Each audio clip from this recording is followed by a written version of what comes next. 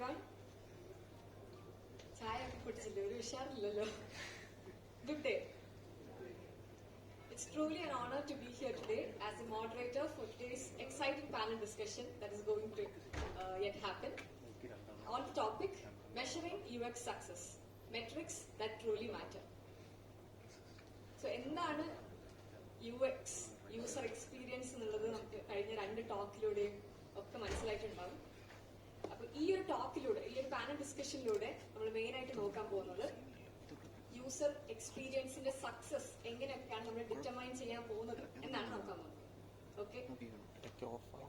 So in today's world, where user experience directly impacts business success, it is essential to measure its effectiveness. But how do we ensure we are tracking the right metrics? Which all factors genuinely reflects user satisfaction and product success? That's exactly what we are here to explore. We have an incredible lineup of industry experts joining us today.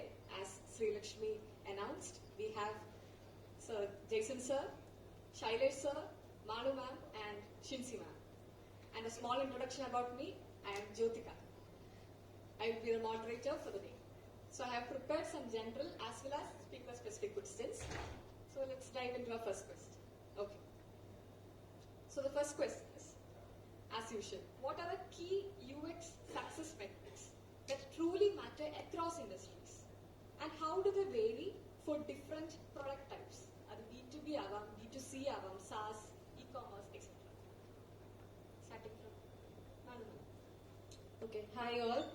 Before starting എന്റെ ഒരു concern ആണ്, ഇവിടെ ഇരിക്കുന്നവർക്ക് UX success matrix എന്നൊക്കെ പറയുന്നത് മനസ്സിലാവുന്നുണ്ടോ എന്നാണ്. Because ഞാൻ ലാസ്റ്റ് 2 സെഷൻസ് കേട്ടപ്പോ UX എന്താണ് മനസ്സിലാവുന്നുണ്ട്, like basics of user experience ആണെന്ന് അറിയാം. പക്ഷേ മെഷറിംഗ് UX സക്സസ് കുറച്ചുകൂടെ ഒരു next level topic.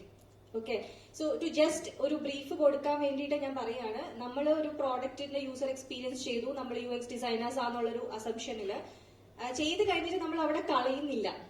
Okay. The work of a UX designer ഒരിക്കലും തീരുന്നില്ല is what I would say. അപ്പൊ നമ്മളൊരു ബീറ്റ വേർഷൻ റിലീസ് ചെയ്യുന്നു, നമ്മൾ ഉദ്ദേശിച്ച സാധനം തന്നെയാണോ യൂസർ പെർസീവ് ചെയ്തു എന്ന് ഒരു UX ഡിസൈനർ എങ്ങനെ അറിയും? അതിനെയാണ് നമ്മൾ മെഷർ ചെയ്യുന്നത്. And measuring is like A very strong term because Stolen talked about usability, he talked about desirability, അല്ലെ, സാറ്റിസ്ഫാക്ഷൻ, ഇമോഷൻ. ഇതൊക്കെ എങ്ങനെയാണ് മെഷർ ചെയ്യുന്നത് എന്നുള്ളതൊരു ഡൗട്ടാണ്. Okay.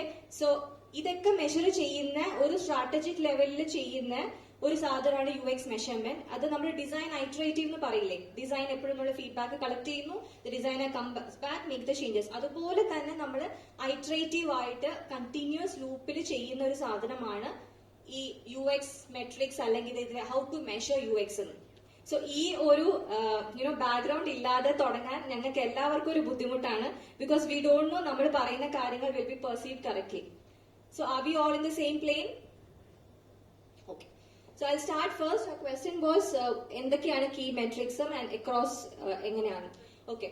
So I don't want to complicate. ഒരുപാട് മെട്രിക്സ് ഉണ്ട്. ഓക്കെ. സോ ലൈക്ക് ഒരു task complete ചെയ്യുന്ന ഒരു റേറ്റ്, അല്ലെങ്കിൽ യൂസേഴ്സ് ലീവ് ചെയ്യുന്ന ചേൺ റേറ്റ്, അല്ലെങ്കിൽ എത്രത്തോളം സാറ്റിസ്ഫാക്ടറി. ഇപ്പൊ NPS എന്നൊക്കെ പറഞ്ഞാൽ നിങ്ങൾക്ക് മനസ്സിലാവും. നിങ്ങൾ ഒരു ആപ്പ് യൂസ് ചെയ്ത് കഴിഞ്ഞിട്ട്, ബുക്ക് മൈ ഷോ ഒക്കെ യൂസ് ചെയ്ത് കഴിഞ്ഞിട്ട്, how likely you want to recommend to your friend. അങ്ങനത്തെ ക്വസ്റ്റ്യൻസ് ഒക്കെ കാണാറുണ്ട്. Micro level of surveys. നിങ്ങൾക്ക് ഇൻസ്റ്റാഗ്രാം ഒരു പുതിയ സാധനം പുഷ് ചെയ്യുമ്പോൾ നിങ്ങൾക്ക് അറിയായിരിക്കും, ഒരു ചെറിയൊരു മൈക്രോ സർവേ അവർ നടക്കും, how is it for you എന്ന്. സോ ഇങ്ങനെ ഒരുപാട് പാരാമീറ്റേഴ്സ് ഉണ്ട്. I don't want to like talk about every parameters. There like 100+ parameters. പക്ഷെ across industry it's totally different. So I start with B2B. Okay. Business to business ഒരു project നമ്മൾ ചെയ്യുമ്പോഴും business to consumer ചെയ്യുമ്പോഴും ഭയങ്കര different ആണ്. So I just touch and leave it on to sir. So business to business ആണെങ്കിൽ essentially നമ്മൾ ഒരു ബിസിനസിന് വേണ്ടിയിട്ടാണ് ചെയ്യുന്നതെങ്കിൽ എപ്പോഴും എഫിഷ്യൻസി മെട്രിക്സ് ആണ് നമ്മൾ നോക്കുന്നത്. ഹൗ എഫിഷ്യന്റ് ഇസ് സിസ്റ്റം, മനസ്സിലായി, എത്രത്തോളം പെട്ടെന്നാണ് ഒരു യൂസർ ടാസ്ക് ചെയ്യുന്നത്. So let us get it straight. ഏതൊരു പ്ലാറ്റ്ഫോം ആണെങ്കിലും, മൊബൈൽ ആപ്ലിക്കേഷൻ ആണെങ്കിലും, വെബ്സൈറ്റ് ആണെങ്കിലും, ഒരു യൂസർ വരുന്നത് ഒരു ഗോൾ അക്കംപ്ലിഷ് ചെയ്യാൻ വേണ്ടിയിട്ടാണ് എന്നുള്ളൊരു പെർസെപ്ഷൻ ഉണ്ട്. ഗോൾ അക്കംപ്ലിഷ് ചെയ്യാൻ വേണ്ടിയിട്ട് he will have to do task. So ഈ ടാസ്ക് എത്ര നന്നായിട്ട് എത്ര പെട്ടെന്ന് ഒരു യൂസറിന് ചെയ്ത് തീർക്കാൻ പറ്റും, അതാണ് എഫിഷ്യൻസി മെട്രിക്സ് റിവോൾവ് ചെയ്യുന്ന പാരാമീറ്റേഴ്സ്. സോ ഒരു B2B ഡൊമൈനിൽ എപ്പോഴും എത്ര എഫിഷ്യന്റ് ആയിട്ട് ചെയ്യാൻ പറ്റും, എത്രത്തോളം ഒരു പുതിയ ഫീച്ചർ ഞാൻ ഇട്ടു ആപ്ലിക്കേഷനിൽ, സോ ആ ഒരു ഫീച്ചറിനെ how easily can users adapt, അങ്ങനത്തെ കാര്യങ്ങളാണ് നോക്കുന്നത് B2Bയിൽ, to be in simple terms. B2C വരുമ്പോഴാണ് നമ്മളൊക്കെ വരുന്നത്. നമ്മൾ യൂസേഴ്സ് ആണ്, കൺസ്യൂമേഴ്സ് ആണ്. സോ നേരത്തെ 2 സെഷനിലും പറഞ്ഞതാണ്, യൂസേഴ്സ് ഇമോഷൻസ് ഉള്ളവരൊക്കെയാണ് കൂടുതൽ ഇമോഷൻസ്. സോ അവിടെയാണ് ഇമോഷൻ കൈൻഡ് ഓഫ് മെട്രിക്സ് നമ്മൾ മെഷർ ചെയ്യുന്നത്. How satisfied I am with the product, service നമ്മൾ പുഷ് ചെയ്യും, കസ്റ്റമർ ലോയൽറ്റി എങ്ങനെയാണെന്ന് നമ്മൾ മനസ്സിലാക്കും. Okay, so B2B and B2C അങ്ങനെയാണ് മെഷർ ചെയ്യുന്നത്. I think she also asked about SaaS and other platform. I leave it to sir. So, ഇതില് ക്വസ്റ്റ്യന്റെ first part ഉണ്ടല്ലോ, അതായത് ഏതാണ് കോമൺ ആയിട്ടുള്ള മെട്രിക്സ് എന്നുള്ളത്. B2B ആയാലും B2C ആയാലും SaaS ആയാലും ഇ-കോമേഴ്സ് ആയാലും, നേരത്തെ പുള്ളി പറഞ്ഞ പോലെ, സോളം പറഞ്ഞ പോലെ, നമ്മളെ ഫൗണ്ടേഷണൽ റിക്വയർമെന്റ് എന്ന് പറയുന്നത് അതിന്റെ യൂസബിലിറ്റിയാണ്, right?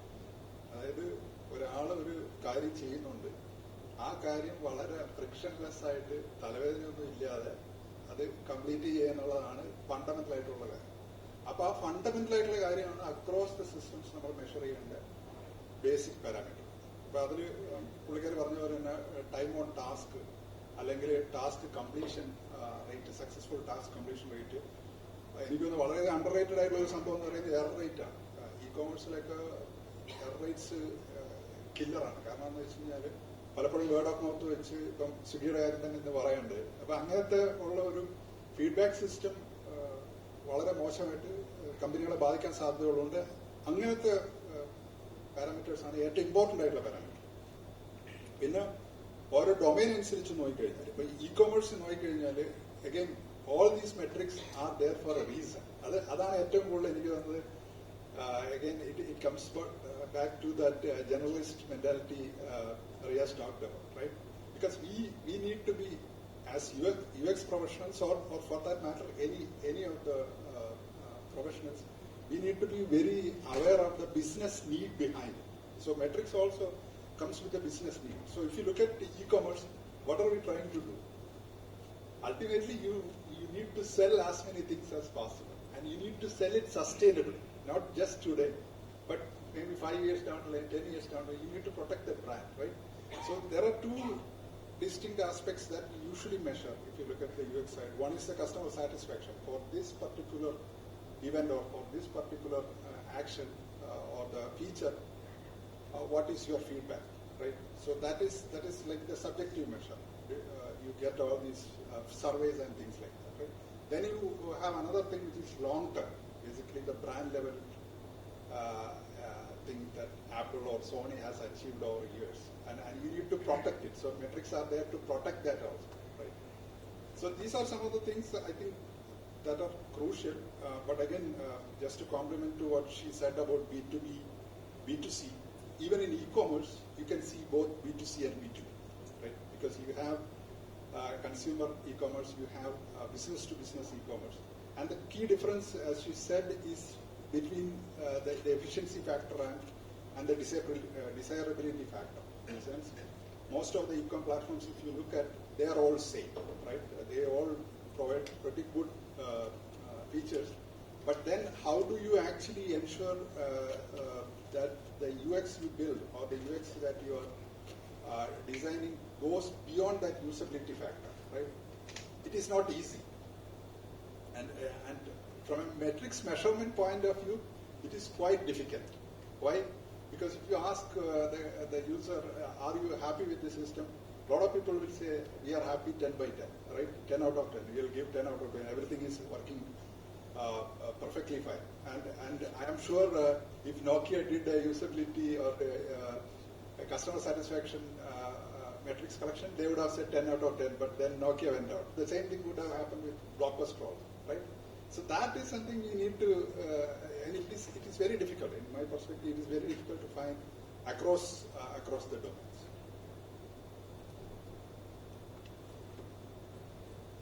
Hi, my name is Shailesh. So I'm working as a product designer at Key Value. First of all, ഇപ്പം നമ്മൾ UX മെട്രിക്സ് എന്ന് ആലോചിക്കുമ്പം ഇപ്പം ഞാൻ ഈ ബേസിക്കലി ഈ പോസ്റ്റർ എൻ്റെ സ്റ്റോറിയിൽ ഷെയർ ചെയ്തപ്പോൾ എല്ലാവരും ചോദിച്ചു UX മെട്രിക്സ് അത് നമ്മളെ എങ്ങനെ ബാധിക്കുന്നത്, നമ്മൾ ഡിസൈനേഴ്സ് ആണ്, ജസ്റ്റ് ഡിസൈൻ ചെയ്ത് പോയാൽ മതിയല്ലോ. പക്ഷെ അപ്പം എനിക്ക് മനസ്സിലായ എനിക്ക് പറയാവുന്ന റിപ്ലൈസ് എന്ന് പറഞ്ഞാൽ ഇതൊക്കെ പ്രൊഡക്റ്റ് പീപ്പിൾ നോക്കേണ്ട കാര്യമില്ല, പ്രൊഡക്റ്റ് മാനേജേഴ്സ് നോക്കേണ്ട കാര്യമില്ല. പക്ഷെ അൾട്ടിമേറ്റ്ലി പ്രൊഡക്റ്റ് മാനേജേഴ്സും നോക്കണം, നമ്മൾ നോക്കണം. Because what separates from A good designer and A bad designer is നമ്മൾ ചെയ്യുന്ന, നമ്മൾ നേരത്തെ പറഞ്ഞില്ലേ എത്രത്തോളം നമ്മൾ ചെയ്യുന്ന ഒരു വർക്ക് അല്ലെങ്കിൽ നമ്മൾ ചെയ്യുന്ന ഒരു experience how much it affects the end user. അപ്പം അത് മെഷർ ചെയ്യുന്നതാണ് ഈ UX മെട്രിക്സ് നമ്മൾ ബേസിക്കലി ചെയ്യുന്നത്. അപ്പം B2Bയുടെ കാര്യം B2Cയുടെ കാര്യം പറഞ്ഞു. ബേസിക്കലി B2Bയിൽ അഡോപ്ഷൻ റേറ്റ് നമ്മൾ കുറേ ഫീച്ചേഴ്സ് പുഷ് ചെയ്യും. ഓരോ ക്ലയൻസ് പറയും ഓക്കെ ഞങ്ങൾക്ക് ഈ ഫീച്ചർ വേണം, ഈ ഫീച്ചർ വേണം. ചിലപ്പോൾ അത് നമ്മുടെ ആ പ്രൊഡക്റ്റ് ഉപയോഗിക്കുന്ന എല്ലാ ക്ലയൻസും ചിലപ്പോൾ അത് വേണ്ടി വരില്ല. അപ്പം ഫീച്ചർ അഡോപ്ഷൻ റേറ്റ് നോക്കും, എത്രത്തോളം സപ്പോർട്ട് ടിക്കറ്റ്സ്, അതായത് കുറെ സപ്പോർട്ട് ടിക്കറ്റ്സ് വരുന്നതിന്റെ അർത്ഥം എന്ന് പറഞ്ഞാൽ ആ പ്രൊഡക്റ്റിൽ എന്തോ അവർക്ക് മനസ്സിലാവുന്നില്ല, അല്ലെങ്കിൽ എപ്പോഴും എന്തെങ്കിലും എറർ വരുന്നു, അല്ലെങ്കിൽ ഡോക്യുമെന്റേഷന്റെ പ്രശ്നമായിരിക്കും. അപ്പം അങ്ങനെ സപ്പോർട്ട് ടിക്കറ്റ്സ് കൂടുക, അങ്ങനെയുള്ള അപ്പാർട്ട് ഫ്രം ബേസിക് നമ്മൾ ടൈം ടു ടാസ്ക് അല്ലെങ്കിൽ കംപ്ലീഷൻ റേറ്റ് എല്ലാം നമ്മൾ സപ്പോർട്ട് ടിക്കറ്റ്സ് അതെത്രത്തോളം കൂടുന്നുണ്ട് അത് കുറയ്ക്കാൻ വേണ്ടി ചിലപ്പോൾ നമ്മൾ ടിക്കറ്റ് നമ്മൾ ഡിസ്പ്രിന്റ് ചിലപ്പോൾ അതിന് വേണ്ടി പിന്നെ എനിക്ക് തോന്നിയിട്ടുള്ളത് ഏറ്റവും ഇമ്പോർട്ടൻ്റ് ആയിട്ട് തോന്നിയിട്ടുള്ളത് ഫിൻടെക് സ്പേസിലാണ്. ഫിൻടെക് സ്പേസിൽ ഏറ്റവും ഇമ്പോർട്ടൻ്റ് ആയിട്ടൊരു മെട്രിക്ക് തോന്നിയിട്ടുള്ളത് സക്സസ്, എത്രത്തോളം പേയ്മെന്റ് സക്സസ് ആവും. ഇപ്പം ക്രെഡൊക്കെ ഉപയോഗിക്കുന്നുണ്ടെങ്കിൽ ചില സമയത്ത് കാണിക്കും ലോ സക്സസ് റേറ്റ്. ഈ ഒരു പേയ്മെന്റ് മെത്തേഡിൽ ലോ സക്സസ് റേറ്റ് ആണ്. പേയ്മെന്റ് സക്സസ് റേറ്റ് ഭയങ്കര ഇമ്പോർട്ടൻ്റ് ആണ്, എറർ റേറ്റ് ഭയങ്കര ഇമ്പോർട്ടൻ്റ് ആണ്. പിന്നെ നമ്മളെല്ലാവരും ഫെമിലിയർ ആയിട്ടുള്ള സോഷ്യൽ മീഡിയ ആപ്സ്, അതിനകത്തിൽ ഏറ്റവും ഇമ്പോർട്ടൻറ്റ് മെട്രിക് എന്ന് പറഞ്ഞാൽ എൻഗേജ്മെന്റ് റേറ്റ് ആണ്. How long are you engaged in that app, നമ്മൾ എത്ര നേരം ലൈക്ക് അടിച്ചുകൊണ്ടിരിക്കുന്നു, എത്ര നേരം സ്ക്രോൾ ചെയ്യുന്നതിന് ഒരു മെട്രിക്സ് ഉണ്ട്. സ്ക്രോളബിലിറ്റി എത്രത്തോളം കൂടുതലാണെന്നുള്ള, എത്രത്തോളം സ്ക്രോൾ ചെയ്യുന്നുണ്ട്, അങ്ങനെയുള്ള മെട്രിക്സ് ഉണ്ട്. പറയാൻ പോയി കഴിഞ്ഞാൽ കുറേ ഉണ്ട്. ഞാൻ ഏറ്റവും കൂടുതൽ ഫെമിലിയർ ആയിട്ടുള്ളത് സോഷ്യൽ മീഡിയയുടെ സംഭവമാണ്. കാരണം ഞാൻ ആസ് എ ഡിസൈനർ ആദ്യമായിട്ട് ഒരു ഫുൾ ടൈം ജോബിൽ കയറിയപ്പോൾ ആദ്യം ചെയ്തൊരു ആപ്പ് ഒരു കമ്മ്യൂണിറ്റി എൻഗേജ്മെന്റ് ടൈപ്പ് ഒരു ആപ്പാണ്. അത് നമ്മൾ വിചാരിക്കും ഇന്നത്തെ ടിക്ടോക്ക് പരിപാടിയാണ്, പക്ഷേ it was basically for founders. അതായത് ഒരു വലിയൊരു വെഞ്ചർ ക്യാപിറ്റൽ ഫേമിന്റെ കമ്മ്യൂണിറ്റിക്ക് വേണ്ടിയുള്ളൊരു ആപ്പ്. അപ്പം നമ്മൾ നമ്മുടെ പ്രൊഡക്റ്റ് ടീം അല്ലെങ്കിൽ അവരുടെ ഹെഡ് ചെയ്ത ആൾ വിചാരിച്ചത് ടിക്ടോക്ക് പോലൊരു ആപ്പ് അല്ലെങ്കിൽ ഇൻസ്റ്റാഗ്രാം പോലൊരു ആപ്പ്. പക്ഷേ ഇൻസ്റ്റാഗ്രാമിലെ കണ്ടന്റ് ജനറേറ്റ് ചെയ്യുന്നത് യൂസേഴ്സാണ്. പക്ഷെ ഇവിടെ കണ്ടന്റ് ജനറേറ്റ് ചെയ്യേണ്ടത് ഞങ്ങളാണ്, അത് സെല് ചെയ്യേണ്ടത് ഞങ്ങളാണ്. അപ്പം ആ ഒരു വലിയ ഇഷ്യമാണ്. ലൈക്ക് കണ്ടന്റ് പുതുമയൊന്നും വരാത്തതുകൊണ്ട് ആൾക്കാർ എൻഗേജ്ഡ് ആവില്ല. ആൻഡ് കമ്മ്യൂണിറ്റി ആണെങ്കിൽ ആപ്പിൽ ആൾക്കാർ വരാത്തതുകൊണ്ട് ലൈക്ക് അവരൊരു വാട്സപ്പ് ഗ്രൂപ്പ് ഉണ്ട്. ആപ്പായിരുന്നു ഈ വാട്സപ്പ് ഗ്രൂപ്പായിട്ട് പ്രവർത്തിക്കേണ്ടത്. പക്ഷെ അൺഫോർച്ചുനേറ്റ്ലി ഒരു വാട്സപ്പ് ഗ്രൂപ്പ് വന്നത്തേക്ക് അതിലായിരുന്നു എൻഗേജ്മെന്റും കാര്യങ്ങളൊക്കെ. അപ്പം പിന്നെ അടുത്ത ചാലഞ്ച് എങ്ങനെ ഈ വാട്സാപ്പ് ഗ്രൂപ്പിലുള്ളത് തിരിച്ച് ഇങ്ങോട്ടുണ്ട്. അതാണ് ഞങ്ങളുടെ ഏറ്റവും വലിയ ചാലഞ്ച്. ഞങ്ങൾ ഒരു 50% സക്സസ്ഫുൾ ആയി, പക്ഷെ നടന്നില്ല. ഓക്കെ, ഞാൻ കുറെ പറഞ്ഞു. Hi everyone, my name is Shinsi. So I think all the panel members have covered it quite well. So I'll just sum it up. പറഞ്ഞ പോലെ തന്നെ ഒരു ബിസിനസിനെ ഡിപ്പെൻഡ് ചെയ്തിരിക്കും നമ്മൾ എന്ത് മെട്രിക്സാണ് യൂസ് ചെയ്യുന്നത്. So there are like just like Malu said, ഒരുപാട് മെട്രിക്സസ് ഉണ്ട് ഒരു സക്സസ് ഫാക്ടറായിട്ട് കൺസിഡർ ചെയ്യാൻ വേണ്ടിയിട്ട്. പക്ഷെ ഡിപ്പെൻഡിങ് ഓൺ ദ യൂസർ അല്ലെങ്കിൽ the business goals, the things that we choose must be of more value. അപ്പോൾ എങ്ങനെയാ ഒരു ecommerce platform, I have mostly worked on that. ഒരു ഇ കോമേഴ്സ് പ്ലാറ്റ്ഫോം നോക്കുകയാണെങ്കിൽ അവിടെ കൺവേർഷൻ റേറ്റ്സിനാണ് കൂടുതലും പ്രയോറിറ്റി.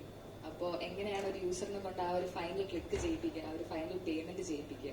സോ അതിന് വേണ്ടിയിട്ട് maybe will be focusing on CTA placement എങ്ങനെയായിരിക്കണം. അല്ലെങ്കിൽ യു ഹാവ് സീൻ ആമസോണിലൊക്കെ മറ്റേ സിംഗിൾ ക്ലിക്ക് ചെക്ക്ഔട്ട് പ്രോസസ്സാണ്. It just keeps on telling you click this, proceed and then make the payment. അപ്പോൾ അങ്ങനത്തെ കൺവേർഷൻ ഫാക്ടേഴ്സ് ആയിരിക്കും കൂടുതലും അവിടെ നോക്കുന്നത്.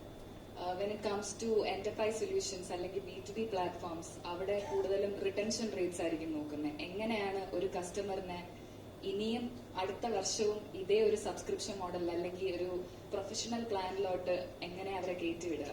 So that might be the metrics that is more important there. So depending on the business it varies the metrics that you choose. So that sums up the first question. So ഇവിടെ ഇപ്പം രണ്ട് type of മെട്രിക്സിനെ കുറിച്ച് സംസാരിച്ചു, objective metrics and subjective metrics. So objective metrics like conversion rates പറഞ്ഞതുപോലെ, and subjective metrics like user satisfaction, user feedback. So how do we strike a balance between both these metrics, objective and subjective? അതിനെ കുറിച്ചൊന്ന് പറയാം. Yeah. So I think it's like ഒരു coin രണ്ട് side. Both are very important factors. So first of all, ഒരു quantitative report that we get. അതിൽ കുറച്ച് numbers ആണ്, കുറച്ച് stats ആണ്. So that is giving you the count or like the what is happening. എന്താണ് ആ ഒരു drop of rates അല്ലെങ്കിൽ conversion rates. It's giving you insights. But you need to know why that is happening. അപ്പോൾ അതറിയണമെങ്കിൽ you need the qualitative data. So for that you'll have surveys, interviews and stuff like that. So through that ആ ഒരു conclusion draw ചെയ്യുക. So both are important. But for me, according to me, ആ ഒരു balance strike ചെയ്യുന്നതിനേക്കാളും I think the insights that you get from it, അതിൽ എന്തിനെയാണ് ഒരു company prioritise ചെയ്യേണ്ടത്, എന്തിനാണ് ഒരു ബിസിനസ് പ്രയോറിറ്റൈസ് ചെയ്യേണ്ടത്, ആൻഡ് മൾട്ടിപ്പിൾ സൊല്യൂഷൻസ് ആണ്, മൾട്ടിപ്പിൾ പ്രോബ്ലംസ് ആണ്.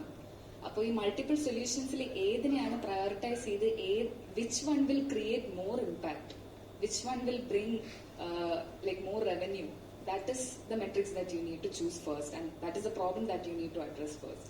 So I think both are important, but yeah, you need to strike a balance between both. So she rightly put it, both sides are the same coin തന്നെയാണ്. Like സബ്ജക്റ്റീവും വേണം, ഒബ്ജക്റ്റീവും വേണം. So ഇതില് ഈ matrix എന്ന് കേൾക്കാനും calculate ചെയ്യാനും കുറെ നമ്പേഴ്സും പെർസെന്റേജും ഒക്കെ ഭയങ്കര രസമായിരിക്കും. പക്ഷേ it's like you know what we need to understand is what users do, what users say. Okay, ചിലപ്പം രണ്ടും ഭയങ്കര കോൺട്രാസ്റ്റ് ആയിരിക്കും. സോ സ്റ്റോളിന്റെ ഇതിൽ പറഞ്ഞിട്ടുണ്ടായിരുന്നു, ആൾക്കാരുടെ ഇപ്പോഴത്തെ മൂഡ് അനുസരിച്ചായിരിക്കും പെർസീവ് ചെയ്യുന്നത്. ഇപ്പൊ ഈ റൂമിൽ വിശന്നിരുന്ന് ഒട്ടും ഫോക്കസ് ചെയ്യാൻ പറ്റാത്ത കുറെ പേര് കാണും. അപ്പൊ അവര് വിചാരിക്കുന്നത് എന്താണ് ഇവിടെ 4-5 പേര് ചേർന്ന് പറയുന്നതെന്നായിരിക്കണം നിങ്ങളുടെ തോട്ട്. പക്ഷെ നമ്മള് ഈ മെട്രിക്സ് ഒക്കെ കുറെ ഇരുന്ന് പഠിച്ച് നമ്മുടെ എക്സ്പീരിയൻസ് എല്ലാം നോക്കിയിട്ട് we are like in a mood to present. So എപ്പോഴും അങ്ങനെയാണ്. ഈ സ്വിഗ്ഗിയുടെ കാര്യം പറഞ്ഞതുപോലെ ഇപ്പൊ IRCTC എന്നും കുറ്റം പറഞ്ഞിട്ട് ടിക്കറ്റ് എടുക്കുന്ന എവിടെന്നാ? IRCTC. സോ യൂസേഴ്സ് അങ്ങനെയാണ്, മനസ്സിലായോ? So what they say and what they do. അപ്പൊ as UX designers or UX architects, as he rightly put it today, whatever it is, what is the rationale or logic behind that എന്നുള്ള analysis ചെയ്യാനുള്ള സ്കില്ലാണ് ഈ UX matrix. അപ്പൊ അതില് ഒബ്ജക്റ്റീവും സബ്ജക്റ്റീവും വേണം. It is very simple. ഇപ്പൊ Netflix എടുത്ത് നോക്കുവാണെങ്കിൽ നെറ്റ്ഫ്ലിക്സിന് ഭയങ്കര റീച്ച് ആണ്, നമ്മളൊക്കെ പറയും അടിപൊളി UX ആണ്. സോ നെറ്റ്ഫ്ലിക്സിന് അറിയാം അവരുടെ റെക്കമെൻഡേഷൻസും അങ്ങനത്തെ കുറെ കാര്യങ്ങൾ അവർ മെഷർ ചെയ്യും. ലൈക്ക് അതിൽ എത്ര എൻഗേജ്മെന്റ് ആണ്, like how much time the user is spending. പക്ഷെ they will also put the rating and surveys to the users. So which means the numbers has to be always related to satisfaction service. എവിടെയാണ് gap വരുന്നതെന്ന് മനസ്സിലാക്കാനുള്ള സ്കില്ലാണ് ഈ measuring UX. ഇപ്പൊ നമ്മളിങ്ങനെ പറഞ്ഞത് കൊണ്ട് നിങ്ങൾ നാളെ തന്നെ നിങ്ങൾ ചെയ്യുന്ന പ്രോജക്റ്റിൽ കുറെ മെട്രിക്സ് അങ്ങ് എടുത്തിട്ട് കളിക്കാനല്ല. That is not the idea. So please get it straight. ഏതെങ്കിലും ഒരു പ്രോജക്റ്റ് തുടങ്ങുമ്പോൾ നിങ്ങൾക്ക് വായിച്ചു നോക്കിയാൽ തന്നെ അറിയാം കുറെ മെട്രിക്സ് കാണും. ഒരു പ്രോജക്റ്റിലും നമ്മൾ എല്ലാ മെട്രിക്സും എടുത്ത് പ്രയോഗിക്കത്തില്ല. It can be maximum say 5 or 3. 3 is a good number, I would say, from my experience. ഒരു 3 കീ മെട്രിക്സ് എടുക്കും. എങ്ങനെയാണ്? ബിസിനസ് ഗോൾസ് നമ്മൾ മനസ്സിലാക്കുക. What is my business trying to achieve? Okay, as she mention users goals. അപ്പൊ business ഗോൾസും users ഗോൾസും മനസ്സിലാക്കിയിട്ടാണ് ഈ കീ പെർഫോമൻസ് ഇൻഡിക്കേറ്റേഴ്സ് അല്ലെങ്കിൽ മെട്രിക്സ് സെറ്റ് ചെയ്യേണ്ടത്. അപ്പൊ നിങ്ങൾ ചെയ്യുന്ന, നിങ്ങളുടെ ഓഫീസിൽ ചെയ്യുന്നത് അല്ലെങ്കിൽ നിങ്ങളുടെ കോളേജ് ചെയ്യുന്ന ഒരു ഇന്റർണൽ പ്രോജക്റ്റിൽ സിമ്പിൾ ആയിട്ടുള്ള മനസ്സിലാക്കാൻ പറ്റുന്ന 3 മെട്രിക്സ് എടുത്ത് വെച്ച് okay you get the numbers. Google Analytics use ചെയ്താൽ മതിയായിരിക്കും നിങ്ങൾക്ക് basically to start with. So you get the numbers. പക്ഷേ when you talk to your end users, 2-3 പേരെ ഒരു ഓവർ കപ്പ് ഓഫ് കോഫി ചുമ്മാ വിളിച്ച് സംസാരിച്ച് നോക്കുക. അപ്പൊ നിങ്ങൾക്ക് മനസ്സിലാവും ഈ പറയുന്ന നമ്പേഴ്സും ഈ യൂസേഴ്സ് പറയുന്ന കാര്യങ്ങളും ഒന്നാണോ അതോ is it contradicting. Okay, so if it is contradicting, that is where as a UX designer you have to probe. അങ്ങനെയാണ് ഈ UX മെഷർമെന്റ് പറയുന്നത്. Why I'm iterating on this point is load of information is being discussed here, B2BI, B2CI. പക്ഷെ ഇങ്ങനെയൊക്കെയാണ് നമ്മൾ ഇത് ചെയ്ത് തുടങ്ങേണ്ടത്. And this is a starting point. So subjective and objective ഒരുപാട് മെട്രിക്സ് ഉണ്ട്. ബിഹേവിയോറൽ, ആറ്റിറ്റ്യൂഡിനൽ, ഇങ്ങനെയൊക്കെ ഒരുപാട് പേര് നിങ്ങൾ റിസർച്ച് ചെയ്താൽ കിട്ടും.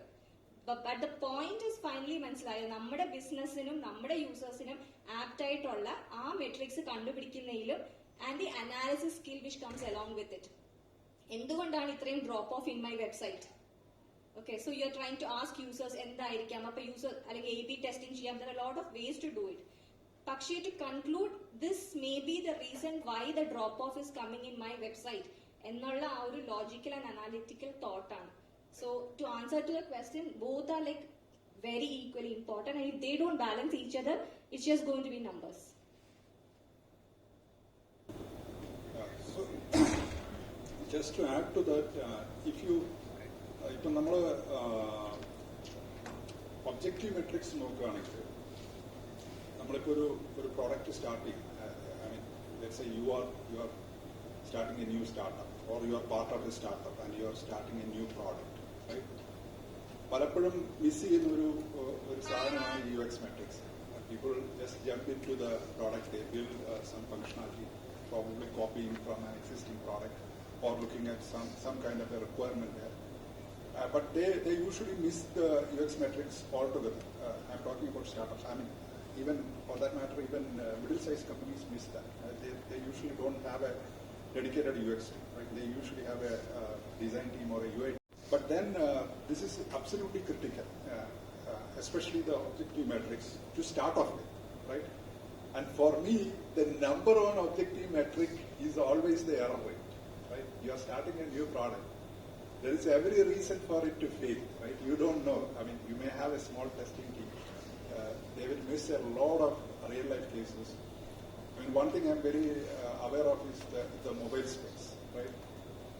Even if you have a big army of testers to test Android apps, it will fail on the real world. Why? Because there are like a gazillion Android phones out there, right, with the different network profiles and different applications running on it. So you will only know how it is actually working on the ground if you actually capture the objective metrics from the field, right? So if you look at Android, for example, you have platforms like Firebase, right? Or as Malu mentioned, Google Analytics is a beautiful platform. It's absolutely free, right? You are not paying even a single rupee to get the data, but you get incredible amount of insight if you really know what to look for. So objective metrics is the starting point, and then again I'm talking in terms of the startup point of view. Then the next part is the subjective metrics, right? Because it complements it. It shows you the why, right? You may see people dropping off. If I talk in terms of the e-commerce side, people may go through the screens and then suddenly you see that they are dropping off at the checkout screen, right? They are not buying the product, they are just dropping. You can again look at the objective metric like page speed. Page speed will tell you that the checkout page is loading in 10 or 20 seconds, right? That may be one reason. But there could be subjective reasons also, right? For example, the button may not be visible to the person, right? The buy button is not visible, but you will not get that from the objective metrics, right? You will only get it from the subjective metric where if you ask the user, he will give you a comment saying that I cannot see the button bar, right? Or there are like platforms like Microsoft Clarity, which is again a free platform. Some of you may be using it, where you can actually record the whole user session. You are actually going through, I mean, from a privacy point of view, you may say it's a very bad thing, but that gives you a lot of insight into what people are actually encountering on the field. You are seeing and suddenly the guy is unable to find the buy button and there is no sale, right? So both are important. As Manu mentioned, it is always important to pick up a small set of metrics, 1 or 2 or 3 or 5, starting from the objective one, complementing it with the subjective one, and then acting on it, obviously.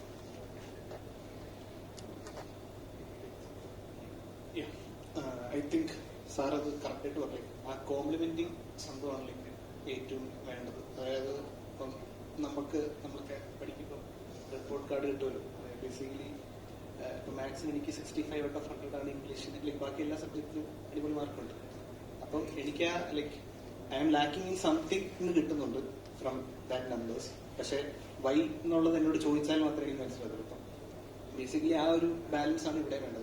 നമുക്ക് കുറെ numbers ഉണ്ട്. Okay, people are dropping of at this stage അല്ലെങ്കിൽ at this funnel, അല്ലെങ്കിൽ people are not able to complete the transaction. അതൊക്കെ കിട്ടും. പക്ഷേ Y എന്നുള്ളത് like നമ്മൾ ആ ഒരു വൺ കോൺവെർസേഷൻ അല്ലെങ്കിൽ ഒരു യൂസർ സർവേ അല്ലെങ്കിൽ ഒരു യൂസർ ഇന്റർവ്യൂ കൂടെ മാത്രമേ കിട്ടാറുള്ളൂ. അപ്പം അതിനുവേണ്ടിയാണ് ഈ സബ്ജക്റ്റീവും ഒബ്ജക്റ്റീവ് മെട്രിക്സ് നമ്മൾ ആ ഒരു ബാലൻസ് കീപ്പ് ചെയ്യണം. അല്ലെങ്കിൽ ക്വാണ്ടിറ്റീവ് അനാലിസിസ് ചെയ്യുമ്പം നമ്മൾ സ്പെസിഫിക് ആയിട്ട് ഓക്കെ നമുക്ക് ഓൾറെഡി ഡേറ്റ ഉണ്ട് ലൈക്ക് ഇത്ര ആൾക്കാർ ഈ stopping off at this point or maybe എന്താ പറയുക like they are not able to complete the. അപ്പം ആ ഒരു വൈ ലൈക്ക് ചിലപ്പം പല കാരണം ചിലപ്പം അവർക്കൊക്കെ മൂഡ് പോയി എനിക്ക് ചെയ്യാൻ തോന്നിയില്ല അല്ലെങ്കിൽ എനിക്ക് ഓഫർ മാറി അപ്പൊ താല്പര്യമില്ല അതുകൊണ്ടായിരിക്കും. പക്ഷെ നമ്മൾ ഇങ്ങനെ വെച്ച് നോക്കി നമ്മൾ പുതിയ ഓഫർ പുഷ് ചെയ്യണം പുതിയത് ജസ്റ്റ് ആ നമ്പേഴ്സ് വെച്ചാൽ നമ്മൾ കുറെ കാർഡ് കയറിയായിരിക്കും നമ്മൾ ഇങ്ങനെ ചെയ്യണം അങ്ങനെ ചെയ്യണം. പക്ഷെ ഒരു മേ ബി ഇപ്പം നമ്മുടെ ഒരു യൂസർ ബേസ് ഒരു 1000 യൂസേഴ്സ് ആണ് മേ ബി ഒരു 10 to 15 അല്ലെങ്കിൽ ഒരു 20 എത്രത്തോളം കിട്ടിക്കഴിഞ്ഞാൽ എത്ര നല്ലതാണ്. പക്ഷെ ഒരു റിയലിസ്റ്റിക് ഫിഗേഴ്സ് പറയുകയാണെങ്കിൽ ഒരു 10 to 20 പീപ്പിൾ ഇന്റർവ്യൂ ആണെങ്കിൽ നമുക്ക് ഒരു പാറ്റേൺ മനസ്സിലാവും. അപ്പോൾ ആ പാറ്റേൺ വെച്ചിട്ട് നമുക്ക് okay we have the numbers and now we know why. അപ്പോൾ അത് വെച്ചിട്ട് ഒരു ഡിസിഷൻ എടുക്കാൻ പറ്റും. That's what I so both quantitative and qualitative ഫാക്ടേഴ്സിനെ ഒരുപോലെ നമ്മൾ കൊണ്ടുപോകണം എന്നാണ് സെക്കൻഡ് ക്വസ്റ്റ്യനിലൂടെ നമുക്ക് കിട്ടുന്നത്. Okay, so next is a speaker specific question to Jason sir. Sir ഒരു ഫ്രീലാൻസ് ടെക്നോളജി കൺസൾട്ടന്റ് ആണല്ലോ, അപ്പൊ ഡെഫിനറ്റ്ലി സർ അഡ്വൈസസ് കൊടുക്കുന്നുണ്ടാവും. അപ്പം what advice would you give to startups or companies with limited resources for UX measurement? Good question. I think I partially answered it in the previous question.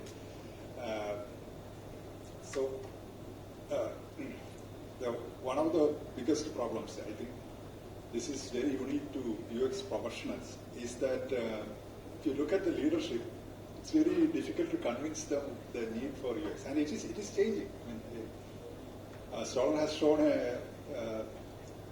an exponential curve. It is changing, definitely changing. And obviously, if you look at all the top products, right? We look at Swiggy, we look at all the top products in the market, Facebook, Instagram. I mean, Instagram is a king in that aspect. If you look at any of those, now leadership understands UX is actually a core function. But even today, if you look at small startups or small organizations, it's a tough set, right? I understand that, but having understood that importance, the way to do about is what I mentioned earlier, is to actually pick up something fundamental, right? Something fundamental like the base speed or the error rate, right? There are like a standard set of metrics which are being used. If you look at specific domains, like for example e-commerce, you have things like cart abandonment rate, right? It's a technical term where what that means is somebody added something into a cart that shows that the guy has an interest in purchasing, right? But then he is not making that decision. So what companies do is they remind him, right?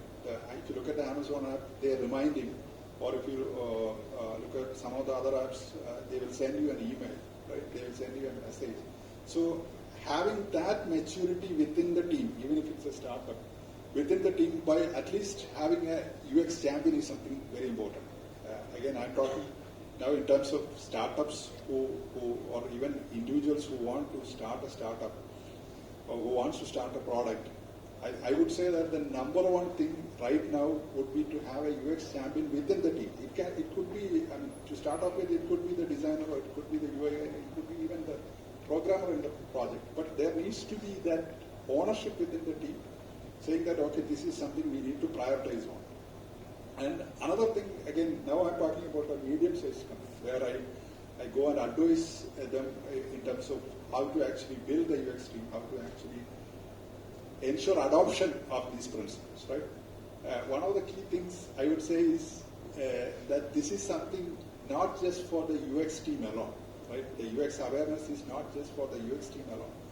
It applies to all the other functions, right? So if you have folks like business analysts who are doing requirements, or if you have the programmers or architects who are building the actual app, or the testers, DevOps, all the folks needs to have at least a basic foundational knowledge about the UX principles, right? And as I mentioned in the inaugural speech, ultimately,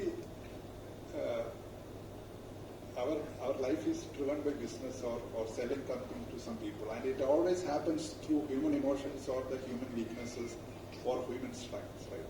So how to actually do that in the product is something a small team that needs to be there within the team, and a training needs to be given to the entire team, within the entire team, so that there is a global awareness. Another practice I used to follow was whenever UX team comes with a specific design that is going to get rolled out, usually what happens is it is actually shown to the customer. As part of the agile process, we do that. Customer is shown how it's going to look like, right? But usually I encourage that to be shown even to the development team, right? There is a collaborative thing happening within the development team, within the testing team, within the requirements team, asking them, challenging them to question the UX team, right? And in order to do that, they need to have the foundational knowledge. So that would be my some of my strategies. Thank you, sir. So that will be my follow-up question to Shinsi ma'am. That is, you are working as a UX lead. So as a UX lead, what are the most effective ways to communicate UX metrics to non-design teams like developers and marketers, etc.? Okay, when it comes to small companies, metrics is not something that is always used. So there are a few indicators that we keep, and the best way to communicate this with developers, so I'll just speak from my experience, that will be the best thing to do. So we have like a very small team, and we all work together. I work with the development team, the marketing team, everybody sits in the same office, and we have this collaborative environment going on there. So instead of going to a developer and telling that there is this much drop off rates that is happening, this much percentage of people are not converting, or giving them stats and data and telling them that you need to fix this.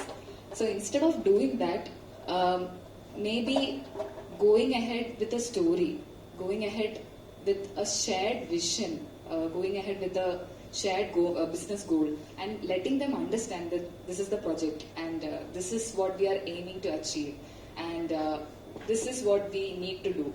So when I as a UX designer have a concept and the developer is sharing the same concept, it's easy for me to communicate to him or her what is to be done. So they have that sense of user experience built inside them that lets them decide, okay, this button placement or this particular feature needs to be brought up front, so that it is useful for the users as well as for the business.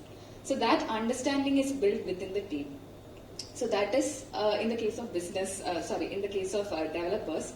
And looking at marketing team, it would be telling them that this is the ROI. So if I am building a good product and if I am using a good user experience, then you will get a good product to sell. So as a service-based company, I am building something that is really good for you to market us. So that is the collaborative environment that we have. So yeah, that's my take on that. Thank you. So next is also a general question. അതായത് നമ്മൾ first ടോക്കിൽ പറഞ്ഞിരുന്നത് AI, നമ്മൾ ഇപ്പോൾ ഒരു AI യുഗമാണെന്ന് പറഞ്ഞു. നാളെ ഇപ്പോൾ അത് ഡിഫറെന്റ് ആയിരിക്കാം. So what emerging trends or technologies do you believe will redefine how we measure UX success in the next 5 years? അതിലെന്തെങ്കിലും ചേഞ്ചസ് വരുമോ? എങ്ങനെയാണ്?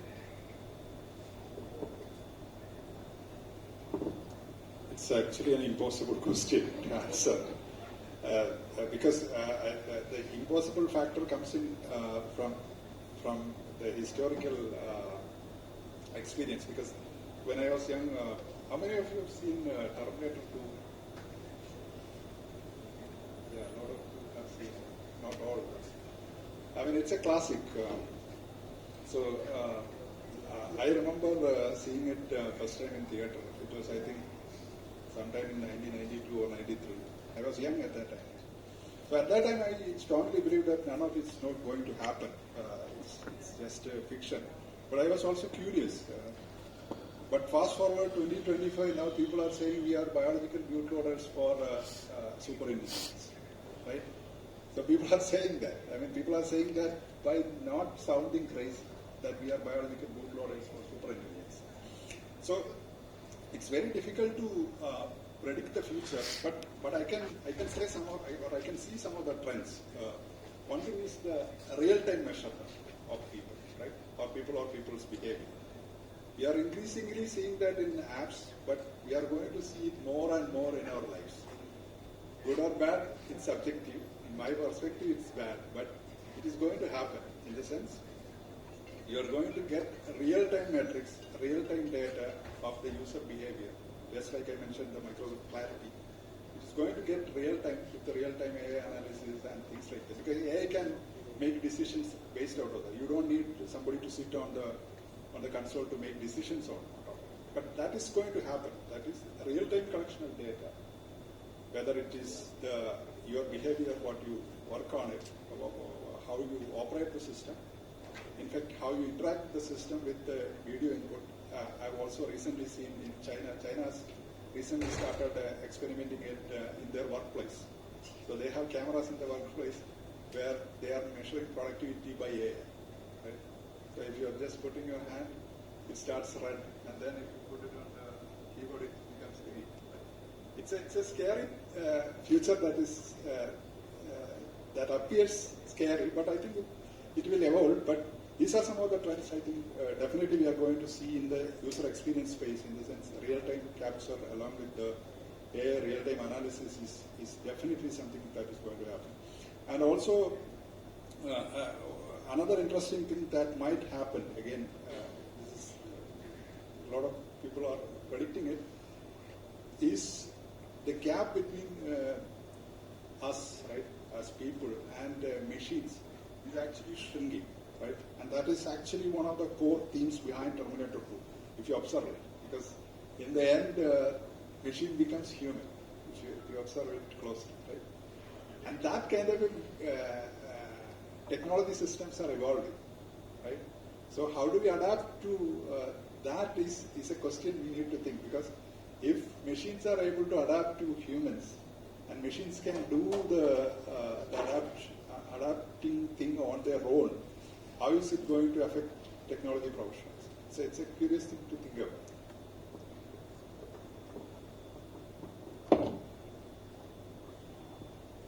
Actually, എനിക്ക് ഐഡിയ ഇല്ല.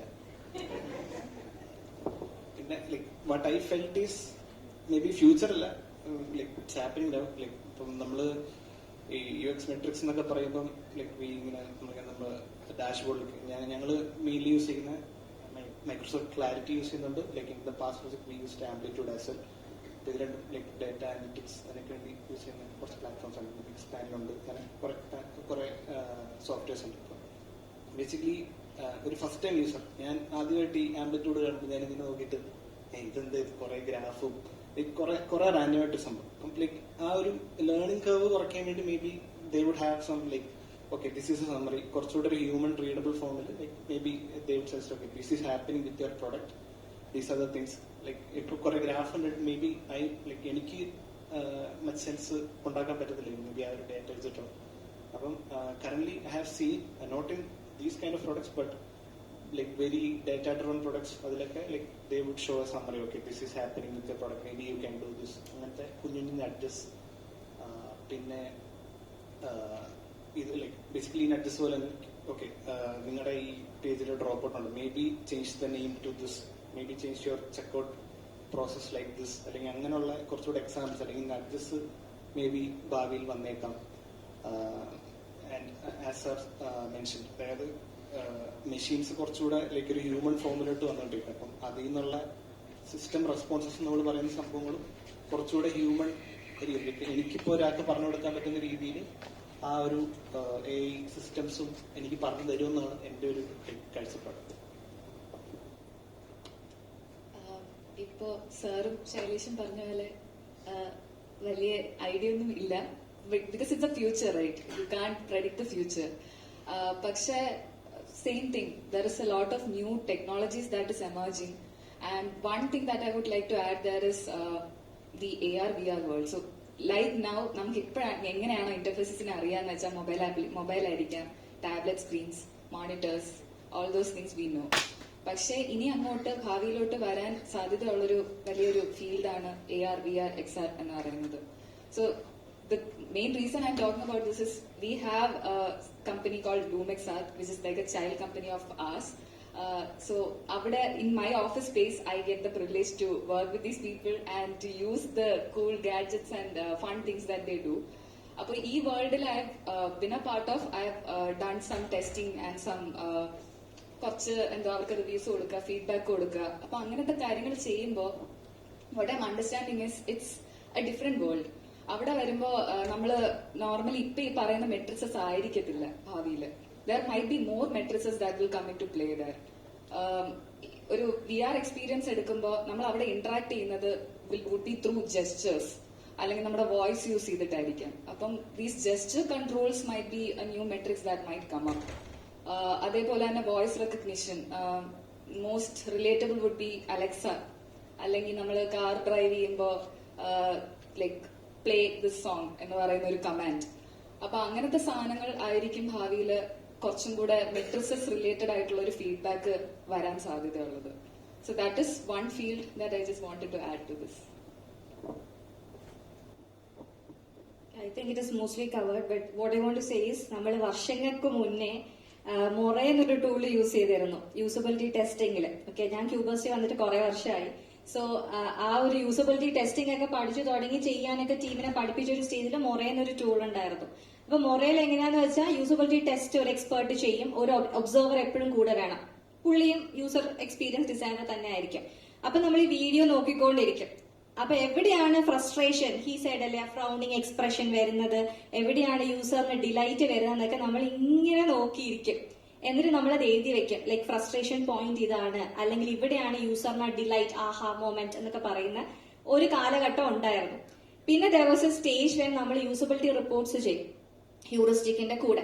യൂസബിലിറ്റി റിപ്പോർട്ട് ചെയ്തിട്ട് ഹീറ്റ് മാപ്പ് അന്നൊരു തരംഗമായിരുന്നു. ഹീറ്റ് മാപ്സ് വന്ന ടൈമിന് വർഷങ്ങൾക്ക് മുന്നുള്ള കാര്യമാണ് പറയുന്നത്. അപ്പൊ ഹീറ്റ് മാപ്സ് ഒക്കെ വെച്ച് റിപ്പോർട്ട് കൊടുക്കുമ്പോൾ ഹീറ്റ് മാപ്സ് വെച്ചാൽ യൂസർ എവിടെയൊക്കെ കൂടുതൽ സ്കാൻ ചെയ്തു എന്ന് ഹീറ്റ് മാപ്പിന്റെ കളർ, അത് ഓറഞ്ച് ടു യെല്ലോ ടു അങ്ങനെ വരും. അപ്പൊ ഇങ്ങനെയൊക്കെ വെച്ച് കൊടുക്കുമ്പോൾ മാനേജ്മെന്റിന്റെ ഒക്കെ സൈഡിൽ നിന്നും ക്ലയന്റിന്റെ സൈഡിൽ നിന്നും എന്തോ ആണ് ഈ ചെയ്ത് തന്നിരിക്കുന്നത് കളർ അടിച്ച് എന്ന് പറഞ്ഞൊരു സ്റ്റേജിൽ നിന്നൊക്കെയാണ് നമ്മൾ വരുന്നത്. Okay, this purely my experience. പക്ഷെ today at this point, okay, emotion AI, ഇപ്പൊ രാവിലത്തെ ഫസ്റ്റ് സെഷനിൽ ഹി ടോക്ട് അബൌട്ട് AI, ക്ലോഡിനെ പറ്റിയൊക്കെ പറഞ്ഞ പോലെ ഇമോഷൻ AI എന്ന് പറയുന്ന ഒരു വലിയൊരു domain is coming up. And ഒരുപാട് ടൂൾസ് ഉണ്ട്, നിങ്ങൾക്ക് റിസർച്ച് ചെയ്ത് നോക്കാം. അഫക്റ്റീവ എന്നൊക്കെ പറയുന്ന ടൂൾസ് ലൈക്ക് ടു ഗുഡ്. അതായത് ഒരു യൂസർ ഒരു പ്രോഡക്റ്റ് യൂസ് ചെയ്യുന്ന ഫസ്റ്റ് 30 സെക്കൻഡിൽ ദ ടൂൾ വിൽ അണ്ടർസ്റ്റാൻഡ് യൂസറിന് കൺഫ്യൂഷൻ ഉണ്ടോ, ഫ്രസ്ട്രേഷൻ ഉണ്ടോ, സന്തോഷമാണോ എന്ന്. And that is link to abandonment rate. So what I see, like at least from 5 to 10 years from now, നമ്മൾ ആദ്യം തുടങ്ങി പറഞ്ഞ മെട്രിക്സ് ഒന്നും ആയിരിക്കില്ല, വേറെ കൈൻഡ് ഓഫ് മെട്രിക്സ് ആയിരിക്കും. മനസ്സിലായോ? Frustration score, confusion score, happiness അല്ലെങ്കിൽ ഡിലൈറ്റ് സ്കോർ എന്നൊരു രീതിയിൽ ഉള്ളൊരു സാധനം പറ്റും.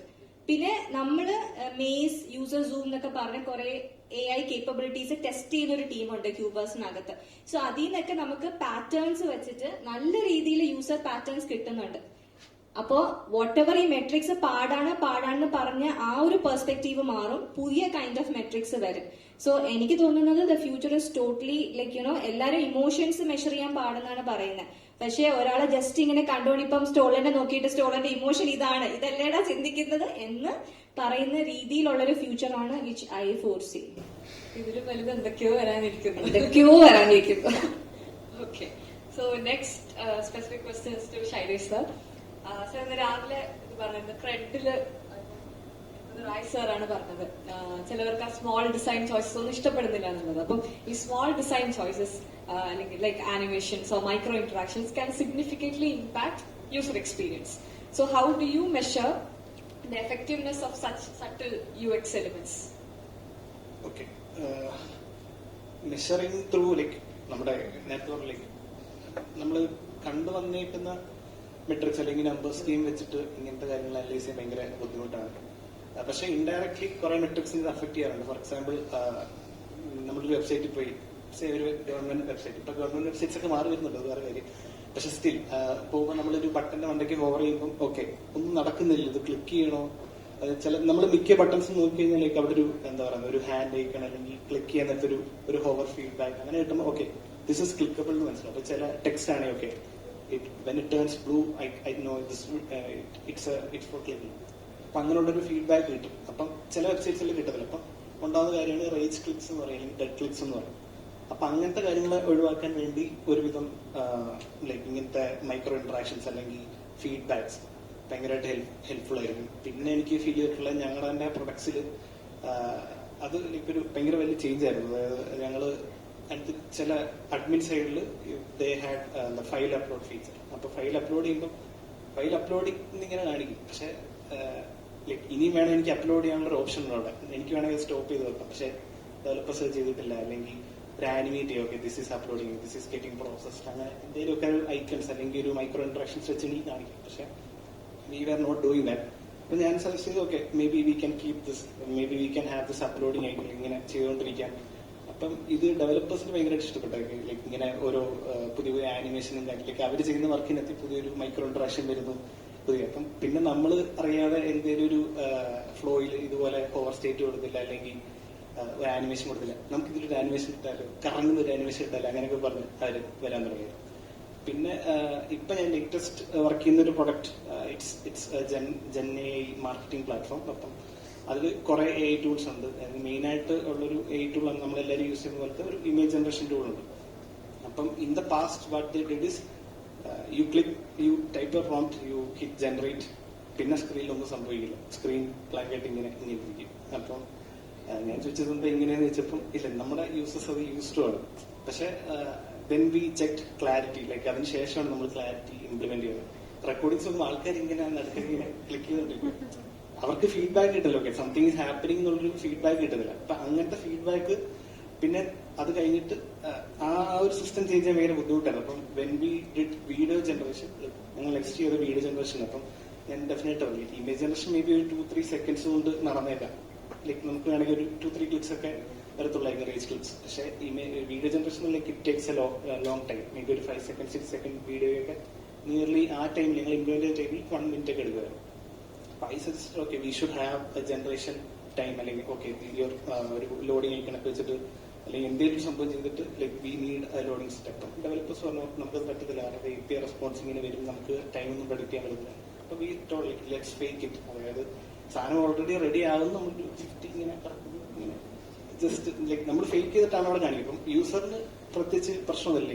ഹി ഈസ് നോയിങ് അല്ലെങ്കിൽ he or she is knowing okay something is happening in the back end, let me wait and 6770 okay finally എനിക്ക് ഔട്ട്പുട്ട് കിട്ടും. അപ്പൊ അങ്ങനത്തെ കാര്യങ്ങൾക്ക് like it would really help. ആ ഒരു റേസ് ക്ലിക്സ് അല്ലെങ്കിൽ ഡെഡ് ക്ലിക്സ് ഒഴിവാക്കുക എന്നുള്ളത്. പിന്നെ ഒരു യൂസർ ഡിലൈറ്റ്. അപ്പം ഇന്നത്തെ റൈസ് എക്സാമ്പിൾ പറഞ്ഞ ക്രെഡിന്റെ കാര്യം ചില സമയത്ത് like you should also not overdo it. ചിലപ്പോൾ മേ ബി അതായിരിക്കും റൈസ് കോട്ടയിൽ എക്സാമ്പിൾ ഉള്ള പ്രശ്നം. മേ ബി കുറെ കാര്യങ്ങൾക്ക് ആനിമേഷൻ കുത്തിക്കേറ്റിയാലും മേ ബി ലൈക്ക് നമ്മൾ ഇത് ഇന്നലെ കണ്ടതല്ലേ അങ്ങനെ ഒരു തോന്നൽ വരും. അപ്പം maybe not overdo it, but you have to do it. ആ ഒരു ബാലൻസ് കണ്ടുപിടിച്ചാൽ like it would really help the product. That's what I feel.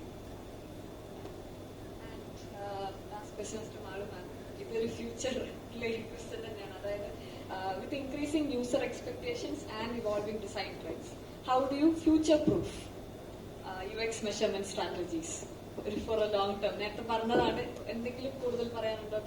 Future proof എന്ന് ഉദ്ദേശിക്കുമ്പോൾ ഫ്യൂച്ചർ ഇസ് അൺസർട്ടൺ. പക്ഷെ രാവിലത്തെ ഒരു പോയിന്റ് ഇവിടെ ഒരാൾ പറഞ്ഞിട്ടുണ്ടായിരുന്നു, ഇപ്പം AI ഒക്കെ വന്നു കഴിയുമ്പോൾ AI യൂസ് ചെയ്യാത്ത ഒരു ഡിസൈനറും AI നല്ലോണം യൂസ് ചെയ്യാൻ അറിയുന്ന ഒരു ഡിസൈനറും, ആ ഒരു പോയിന്റ് തന്നെയാണ് നമ്മളെല്ലാം വന്ന് നിൽക്കുന്നത്.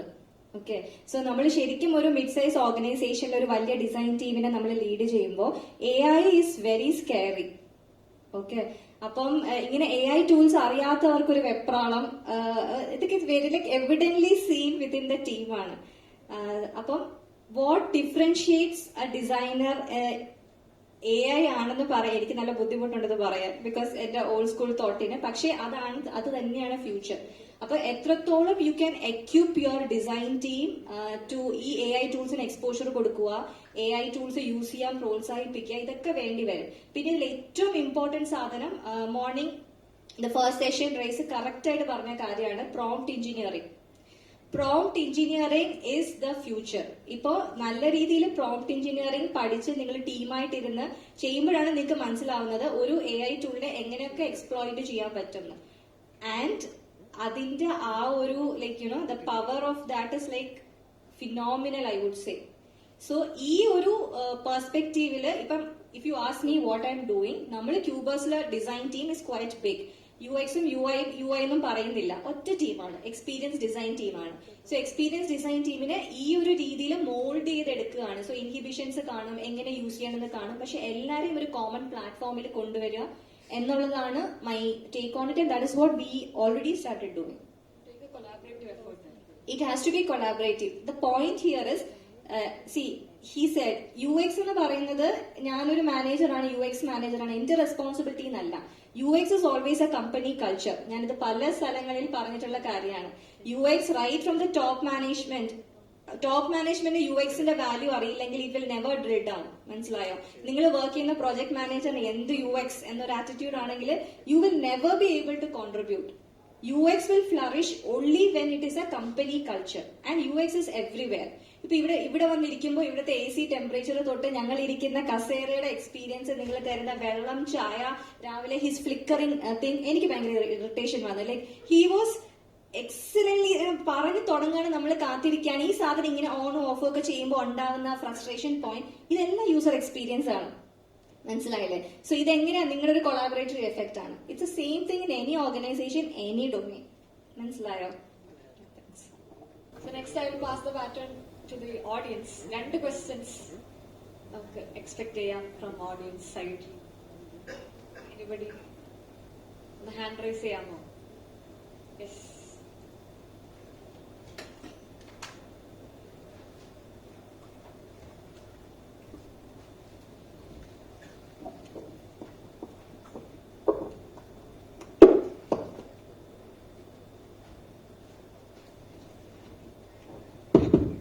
Hello. So this question is not to Shinsi because we work together. So ബാക്കിയുള്ളവരുടെ ടേക്ക് എങ്ങനെയാണെന്ന് അറിയാം, അല്ലെങ്കിൽ നിങ്ങളുടെ കമ്പനിയിൽ എന്താണ് ചെയ്യുന്ന ഒരു ക്വസ്റ്റ്യൻ ആണ്. സോ നിങ്ങളെല്ലാവരും ഇപ്പോൾ സംസാരിച്ച് വെച്ചിട്ട് എല്ലാവരും അവരുടെ ടേക്സ് പറഞ്ഞു.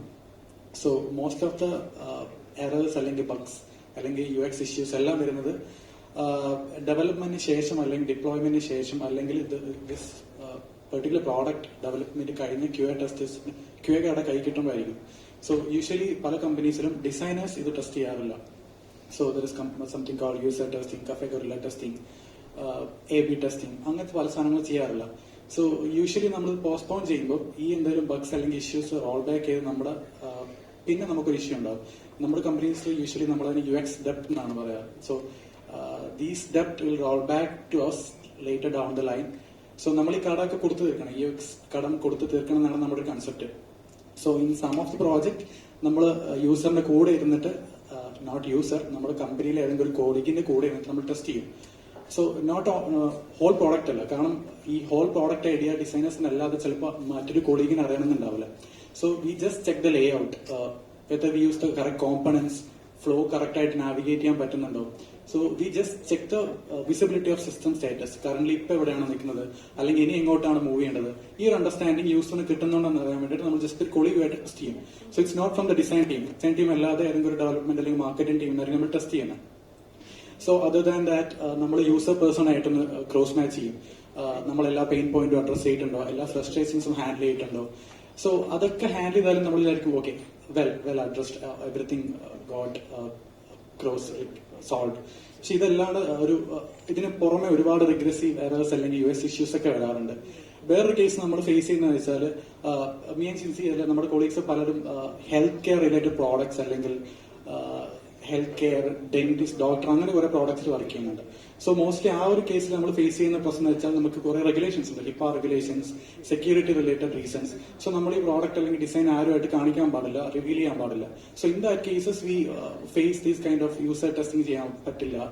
ഈ കറക്റ്റ് കോമ്പണന്റ് ആണോ, നാവിഗേഷൻ, യൂസ് കോമ്പണൻസ്, ഈ ഫ്ലോ വന്ന് നെക്സ്റ്റ് ഫ്ലോയിൽ എങ്ങോട്ടാണ് പോകുന്നത്, ഇത് നമ്മൾ പലപ്പോഴും ഡിസൈനേഴ്സ് മാത്രമാണ് ടെസ്റ്റ് ചെയ്യാറ് ഇങ്ങനെയുള്ള കേസിൽ. അപ്പോൾ നിങ്ങൾക്ക് ഇങ്ങനെ ഒരു സിറ്റുവേഷൻ ഉണ്ടാവുമോ, അല്ലെങ്കിൽ ഈ ഒരു റെഗുലേഷൻസ് ഇഷ്യൂസോ ഉണ്ടാവുമ്പോൾ നിങ്ങൾ എങ്ങനെയാണ് ടാക്കിൾ ചെയ്യുന്നത്? ആൻഡ് അഗെയിൻ വേറൊരു ഇഷ്യൂ എന്ന് പറയുന്നത്, പലപ്പോഴും നമ്മൾ എസ്റ്റിമേഷൻ ചെയ്യുമ്പോൾ, ഒരു പ്രോജക്ട് എസ്റ്റിമേഷൻ ചെയ്യുമ്പോൾ UX റിസർച്ച് പിന്നെ വിഷ്വൽ ഡിസൈൻ പാർട്ട്, ഇതൊക്കെ നമ്മൾ കറക്റ്റ്ലി എസ്റ്റിമേറ്റ് ചെയ്യാറുണ്ട്. പക്ഷെ ഡിസൈനേഴ്സിന്റെ സൈഡിൽ നിന്ന് ഒരു യൂസർ ടെസ്റ്റിംഗ് എന്നുള്ള ഒരു എസ്റ്റിമേഷൻ പലപ്പോഴും നമ്മൾ എസ്റ്റിമേഷനിൽ കൊടുക്കാറില്ല. Because the stakeholders face gets crumpled after seeing this user testing. കാരണം ബഡ്ജറ്റ് അലൊക്കേഷൻസ് അല്ലെങ്കിൽ റിസോഴ്സോ ടൈമിന്റെയോ പ്രശ്നം കൊണ്ട് അവർക്ക് യൂസർ ടെസ്റ്റിംഗ് ഫേസിലും പലരും അവയർഡ് അല്ല. സോ ഈ ഒരു ബഡ്ജറ്റ് റെഗുലേഷൻസ് അല്ലെങ്കിൽ സെക്യൂരിറ്റി കോംപ്ലയൻസ് റിലേറ്റഡ് സാധനങ്ങളിൽ എന്തെങ്കിലും ഒരു ബ്ലോക്കർ വരുമ്പോൾ നിങ്ങൾ എങ്ങനെയാണ് ഹാൻഡിൽ ചെയ്തിട്ടുള്ളത്, അല്ലെങ്കിൽ നിങ്ങൾ കമ്പനിയിൽ എങ്ങനെയാണ് ഹാൻഡിൽ ചെയ്യുന്നതാണ് ജസ്റ്റ് ഒരു നോട്ട് സീറ്റ് ബാക്കി അതേഴ്സിന്റെ ഒരു ടേക്ക് അറിയാൻ ഒരു താല്പര്യം. The issue is very valid. Okay, ഇപ്പം നമ്മൾ ഒരു വലിയ ഡിസൈൻ ടീം ആണെന്ന് പറഞ്ഞാലും ഈ ടൈമും ബഡ്ജറ്റും it's like very important. And പക്ഷെ ലെറ്റ്സ് ഇമാജിൻ ഇങ്ങനെ ഒരു പ്രോജക്റ്റ് ഉണ്ട് and you have to do it. This is your concern. അങ്ങനെയാണെങ്കിൽ the first thing is you have to convince. ഇതിൽ കുറെ കൺവിൻസിങ് ഗെയിം ഉണ്ട്. ഒരു ടീമും പെട്ടെന്ന് യൂസർ ടെസ്റ്റിംഗ് ഡിസൈൻ ടെസ്റ്റിംഗ് എന്നാണ് ഞങ്ങൾ വിളിക്കുന്നത്. ഡിസൈൻ ടെസ്റ്റിംഗ് ചെയ്ത് തുടങ്ങുന്നില്ല. There is lot of fighting with each level of management and stakeholders to get it approve. അപ്പൊ അതെങ്ങനെയാണ് നമ്മൾ കൺവിൻസ് ചെയ്യണമെന്ന് വെച്ചാൽ ഈ ഒരു ലെവൽ ഓഫ് യൂസർ ടെസ്റ്റിംഗ് ചെയ്ത് കഴിയുമ്പോൾ how it is going to improve the design. മനസ്സിലായോ? ചിലപ്പം ഐട്രേഷൻസ് ചിലപ്പം കുറയും, ചിലപ്പം നമ്മൾ കണ്ണിൽ പെടാത്തൊരു കാര്യം നമ്മൾ കാണും. അതിനെ നമ്മൾ ROI ആയിട്ട് ലിങ്ക് ചെയ്യുമ്പോൾ മാത്രമേ ക്ലയന്റ് ലെവലിൽ മനസ്സിലാവുള്ളൂ. സോ ഒരു സ്റ്റാർട്ടപ്പിന് അത് പെട്ടെന്ന് അഡോപ്റ്റ് ചെയ്യാൻ പറ്റുന്ന കൾച്ചർ ആയിരിക്കും. നിങ്ങൾ ആദ്യമേ പറയാണ് നമ്മളൊരു സ്റ്റാർട്ടപ്പ് ആണ്, പ്രോജക്ട്സ് ഇതാണ് flow, you are setting up the UX process. പക്ഷെ പഴയ ഒരു പണ്ടത്തെ രീതിയിൽ വരുന്ന ഒരു ഓർഗനൈസേഷന്റെ അകത്ത് ഈ ഒരു ഡിസൈൻ ടെസ്റ്റിംഗ് കൊണ്ടുവരുന്നത് ഇസ് എ ഹ്യൂമംഗസ് ടാസ്ക്, എന്റെ ഒരു എക്സ്പീരിയൻസ് വെച്ചിട്ട്. പക്ഷെ അങ്ങനെ ചെയ്തു വരുന്ന പ്രോജക്റ്റില് നല്ല ബെനിഫിറ്റ്സ് ഉണ്ട്. സോ ഒരു പ്രോജക്റ്റിനെ കേസ് സ്റ്റഡി ആക്കി ഇന്ന പ്രോജക്റ്റിൽ ഇന്ന ചെയ്തു and this is the benefit എന്ന് പറഞ്ഞ് if you can present to your management or to your client as a case study, I think that is how we did it. ഞങ്ങളും similar ഒരു approach ആയിരുന്നു. ലൈക്ക് ബേസിക്കലി ഞങ്ങൾക്ക് as user testing സമയം കിട്ടാറില്ല. നമ്മള് we deal with mostly startups അല്ലെങ്കിൽ scaleups. അപ്പം അവർക്ക് ലൈക്ക് ഓക്കെ നെക്സ്റ്റ് വീക്ക് എനിക്ക് ഇത് പോയേ പറ്റത്തുള്ളൂ അങ്ങനെ. അപ്പൊ അവർക്ക് ആ ഒരു ഡിസൈൻ ടെസ്റ്റ് ചെയ്യാനുള്ള ഒരു മെച്യൂരിറ്റി അല്ലെങ്കിൽ ആ ഒരു സംഭവം ആ ക്ലയന്റിന് കാണണമെന്നില്ല. പക്ഷെ there are certain clients that okay അവർക്ക് ആ ഡിസൈനിൽ വാല്യൂ ഉണ്ട്. അപ്പം നമ്മൾ ഈ പഠിച്ചു വരുന്ന പ്രോസസ് ആദ്യം ഡിഫൈൻ എന്നിട്ട് എംപത്തൈസ് അങ്ങനെയൊക്കെ പറഞ്ഞിട്ട് ലൈക്ക് അങ്ങനെ ചെയ്യുന്ന ആൾക്കാരുണ്ട്. ലൈക്ക് അവർക്ക് അതിന്റെ ഒരു വാല്യൂ അറിയാം. അപ്പൊ ഞാനൊരു ട്രാവൽ റിലേറ്റഡ് ഒരു പ്രൊഡക്റ്റിൽ വർക്ക് ചെയ്തപ്പം ലൈക്ക് ആ client was very അഡം that we should do user testing. അപ്പൊ അങ്ങനത്തെ കേസിൽ ലൈക്ക് എന്നെ കൊണ്ട് ലൈക്ക് ഈ മേഡ് എ പ്രോട്ടോടൈപ്പ്. എന്നിട്ട് ഫസ്റ്റ് നമ്മുടെ ആ ഒരു ക്ലയന്റ് സൈഡിൽ ടെക് വലുതായിട്ട് അറിവൊന്നും ഇല്ലാത്തൊരു ആളുണ്ട്. ലൈക്ക് അവർ ആ ഒരു ഓരോ പെർസോണ സെറ്റ് ഉണ്ട്. അവരുടെ മെയിൻ ആൾക്കാരെന്ന് പറഞ്ഞ ഒരു 20 to 30 ഏജ് ഗ്രൂപ്പിലുള്ള ട്രാവലേഴ്സിനെ ആയിരുന്നു അവരുടെ ഫോക്കസ്. അപ്പം മെയിൻലി ടെക്കീസ്, ഫൗണ്ടേഴ്സ് അങ്ങനെയുള്ള കുറെ ആൾക്കാരായിരുന്നു ഒരു ഫോക്കസ്. അപ്പം അവർ പെർസോണ സെറ്റ് ചെയ്തു and they did user testing. Mainly he was in Singapore, so he did like testing with his friends. അങ്ങനെയുള്ള കാര്യങ്ങൾ ആ ഒരു പ്രൊഡക്റ്റ് ചെയ്തിട്ടുണ്ട്. പിന്നെ ആസ് യു മെൻഷൻഡ്, അതായത് നമ്മുടെ തന്നെ ഫ്രണ്ട്സ് ഗ്രൂപ്പ് ഇപ്പം പ്രൊഡക്റ്റിനെ പറ്റി വലിയ ഐഡിയ. ഞങ്ങളുടെ ടീമിൽ ഇപ്പോൾ ഒരു 18 പീപ്പിൾ എന്തോ ആണ് ഇപ്പം ടീമിലുള്ളത്. അപ്പൊ അതിനകത്ത് വിഷ്വൽ ഡിസൈനേഴ്സ് ഉണ്ട്, പ്രൊഡക്റ്റ് ഡിസൈനേഴ്സ് ഉണ്ട്. അപ്പൊ ഇതിനെപ്പറ്റി വലിയ ഐഡിയ ഒന്നും ഇല്ലാത്ത കുറെ ആൾക്കാരില്ല. നിങ്ങൾ ഇവിടെ നിനക്ക് ഇത് കണ്ട പെട്ടെന്ന് എന്ത് തോന്നും, എവിടെ ക്ലിക്ക് ചെയ്യാൻ തോന്നും, അങ്ങനെ ആ ഒരു രീതിക്ക്. ഇതാണ് നമ്മുടെ ഒരു പ്രശ്നം. Like are you able to solve this through this prototype അങ്ങനെ ചോദിക്കുമ്പോൾ അവർ അവരുടെ ഒരു മൂവ്മെന്റും കാര്യങ്ങളൊക്കെ കാണുമ്പോൾ നമുക്ക് ചെറുതായിട്ട് ഐഡിയ കിട്ടാറുണ്ട്. പിന്നെ ബേസിക്കലി ഇറ്റ്സ് ടൈം. അതായത് ഞങ്ങളുടെ പ്രൊഡക്ട്സ് ബേസിക്കലി അങ്ങനെ വലിയ ടൈം ഒന്നും കിട്ടാറില്ല. ബിറ്റ്വീൻ മോസ്റ്റ്ലി ഒരു സ്പ്രിന്റ് ടു സ്പ്രിന്റ് ഒരു ഓട്ടത്തിലായിരിക്കും. അപ്പം ആ ഒരു യൂസർ ടെസ്റ്റിങ്ങിനുള്ള ടൈം കിട്ടാറില്ല. പിന്നെ like after it's rolled out, after it's live കുറെ ഫീഡ്ബാക്സും കാര്യങ്ങളും വരുമ്പോൾ കുറെ ഇംപ്രൂവ്മെന്റ്സും കാര്യങ്ങളും ചെയ്യാറുണ്ട്. പിന്നെ ബിഫോർ ഗോയിങ് ലൈവ് നമ്മൾ സ്റ്റേജിങ്ങിൽ പ്രൊഡക്റ്റ് വരുമ്പോൾ നമ്മൾ കുറെ ഓക്കെ നമ്മൾ അത് ഡിസൈൻ ചെയ്തപ്പോൾ ഇങ്ങനത്തെ കുറെ കാര്യങ്ങളൊന്നും ആലോചിച്ചില്ലായിരുന്നു, നമ്മൾ ഈ ഒരു സംഭവം തിങ്കേ ചെയ്തില്ലായിരുന്നു, ഇങ്ങനൊരു വലിയ പ്രശ്നമുണ്ട്. അത് നമുക്ക് ലൈവ് ആകുമ്പോഴേ അത് മനസ്സിലാക്കും. നമ്മൾ എത്രത്തോളം പ്രോട്ടോടൈപ്പ് ഇട്ട് കളിച്ചാലും അറ്റ് ലാസ്റ്റ് എന്തെങ്കിലും ഒരു ഇഷ്യൂ കാണും. അപ്പൊ അത് നമ്മൾ ആ ഒരു സ്റ്റേജിങ് ലെവലിൽ അത് ഫിക്സ് ചെയ്യാൻ പറ്റുമെങ്കിൽ ഫിക്സ് ചെയ്യും, അല്ലെങ്കിൽ അത് നേരത്തെ പറഞ്ഞാൽ UX തെറ്റായിട്ട് നമ്മളെ തിരിച്ച് നമ്മുടെ കയ്യിൽ. അതാണ് issue.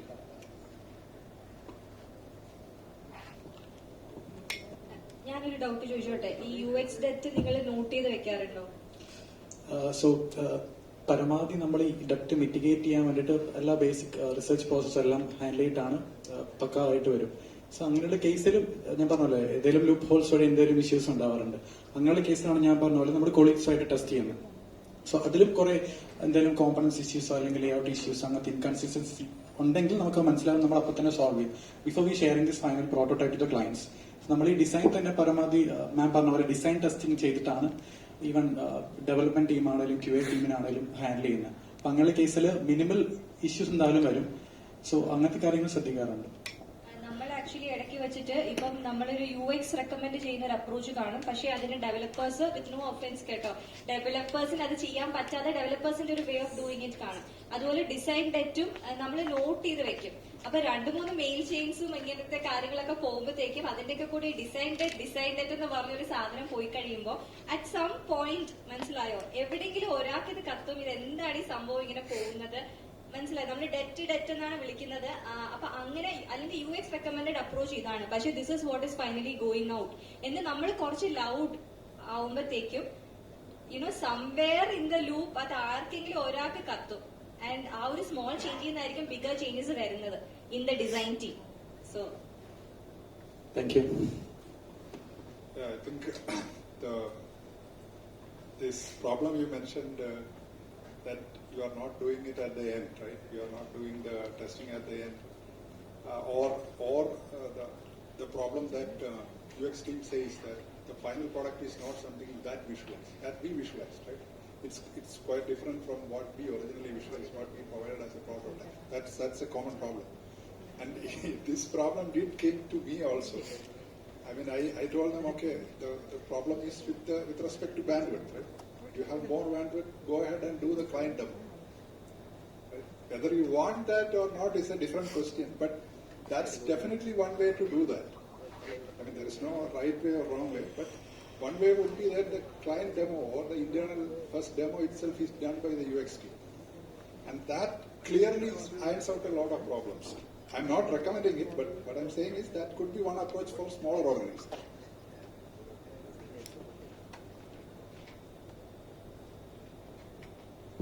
Due to time constraints, we can't take another follow-up question. Sorry. So, thank you, dear panelists. എനിക്കൊരു കാര്യം ആഡ് ചെയ്യാനുള്ളതാണ് ഇതിൽ. So majority of the time നമ്മുടെ ഈഗോ ആണ് ബെറ്റർ പ്രൊഡക്റ്റ് ഉണ്ടാകുക എന്നുള്ളത്, അല്ലേ? എൻ്റെ പ്രൊഡക്റ്റ് ഏറ്റവും ബെസ്റ്റ് ആണെന്നുള്ളത് അത് വെറും ഈഗോ എന്ന് വരുന്ന നമ്മുടെ ഇന്ത്യൻ പാരൻസ് മക്കളെ വളർത്തുന്ന പോലെ. ആക്ച്വലി നമ്മൾ പ്രൊഡക്റ്റ് റിക്വയർമെന്റ് വരുമ്പോൾ നമ്മൾ ടൈമും എസ്റ്റിമേറ്റും, ഞങ്ങളുടെ ഓർഗനൈസേഷനിൽ അങ്ങനെ ഇരിക്കുക, ടൈമും എസ്റ്റിമേറ്റും എഴുതുന്നതിൻ്റെ കൂടെ എഴുതും amount of time and amount of എനിക്ക് കിട്ടുന്ന സ്റ്റാഫ്, ഞാൻ ഇതാണ് ഡെലിവർ ചെയ്യാൻ പോകുന്നത്. ആൻഡ് ലേറ്റർ സ്റ്റേജിലോ അടുത്ത MVPസിലോ ആയിരിക്കും ഞാൻ ഇന്നത് ചെയ്യാമെന്ന്. ആൻഡ് നമ്മൾ ആരും ഈ പ്രൊഡക്റ്റ് യൂസ് ആവാത്തത് നമ്മുടെ പേഴ്സണൽ തെറ്റായി കണ്ട് അത് മനമെടുക്കേണ്ട ഒരു ആവശ്യമില്ല. ലേറ്റർ സ്റ്റേജിലോ മേ ബി ഒരു 5 years കഴിഞ്ഞിട്ടോ ചിലപ്പോൾ 3 years കഴിഞ്ഞിട്ടോ ആയിരിക്കും ആ പ്രൊഡക്റ്റ് നമ്മൾ വിചാരിച്ച പൂർണ്ണതയിലേക്ക് എത്തുന്നത്.